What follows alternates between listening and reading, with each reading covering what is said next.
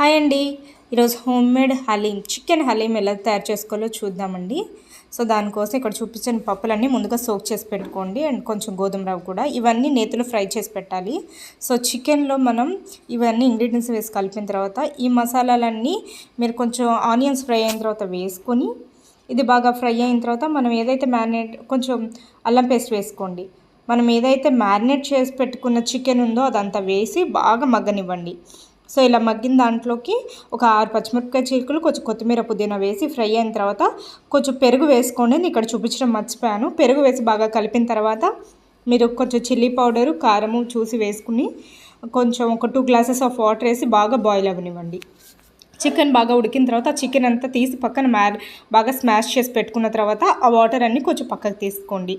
మనం పప్పులు ఏదైతే మనం కుక్కర్లో వేసి గ్రైండ్ చేసి పెట్టుకున్నామో ఆ పేస్ట్లోకి మెత్తగా చేసిన చికెన్ని అండ్ ఆ వాటర్ ఏదైతే ఉందో దాన్ని, పుదీనా, కొత్తిమీర, fried onions and garam masala, నెయ్యి వేసుకొని బాగా మిక్స్ చేయండి.